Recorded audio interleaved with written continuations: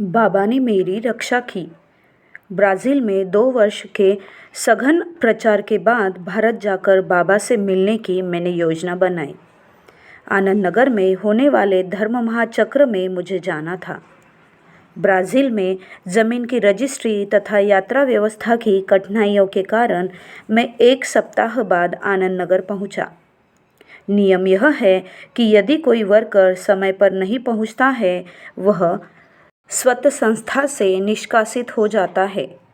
चूँकि मैं 1 सप्ताह बाद पहुंचा था, इसलिए मुझे निष्कासित कर दिया गया।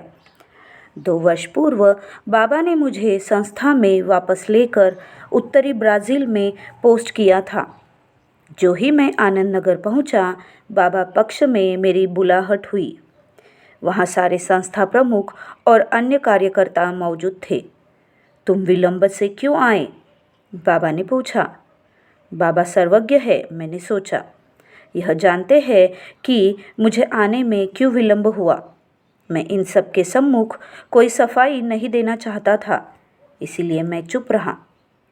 चूँकि मैं रिपोर्टिंग के लिए देर से आया था, इसीलिए सभी संस्था प्रमुखों ने एक स्वर से मुझे निष्कासित कर देने की अनुशंसा की।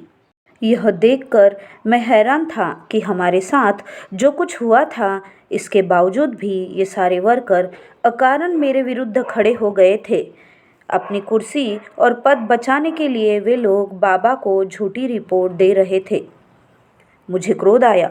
मेरे मन में विचार आया कि बाबा के सम्मुख ही मैं इनकी संस्था के प्रति निष्ठा की पोल खोल दूं और कह दूं कि ये लोग इस काबिल नहीं हैं कि ये मुझे संस्था से निकाल दे।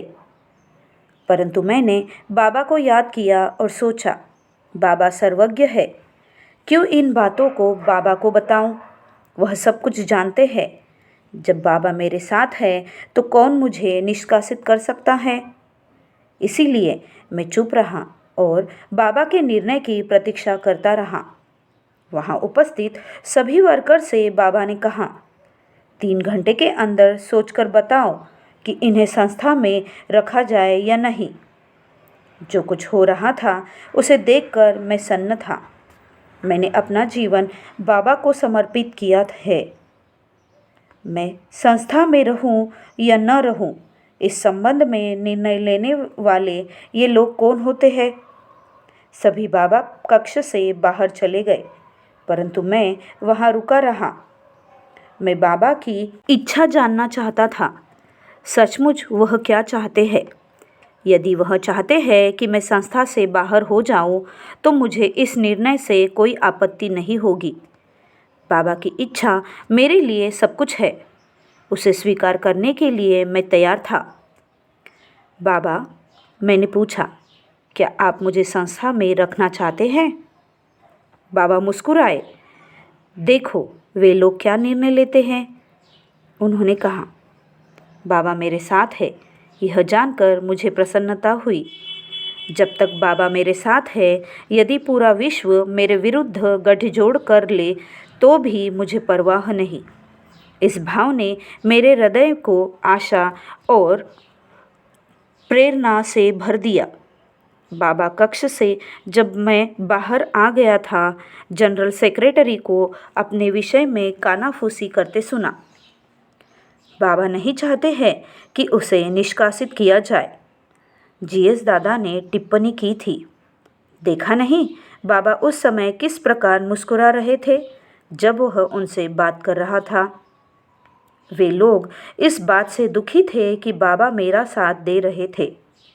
3 घंटा बाद बाबा ने उन लोगों को बुलाकर पूछा, तुम लोगों का सामूहिक निर्णय क्या है? उन लोगों ने कहा, इनकी नियुक्ति केवल आनंद नगर में ही होनी चाहिए। बाबा क्रोध से आग बबूला हो गए और गरज कर बोले, इसकी नियुक्ति का अधिकार किसने तुम्हें दिया? नियुक्ति के लिए एक दूसरी समिति है। मैं केवल यह जानना चाहता हूँ कि तुम लोग इन्हें संस्था में रखना चाहते हो या नहीं। सभी ने एक स्वर में कहा, बाबा, हम लोग इन्हें संस्था में रखना चाहते हैं, इसका निष्कासन नहीं करना चाहते हैं। इस निर्णय पर सभी एकमत थे। कोई विरोध का स्वर नहीं था।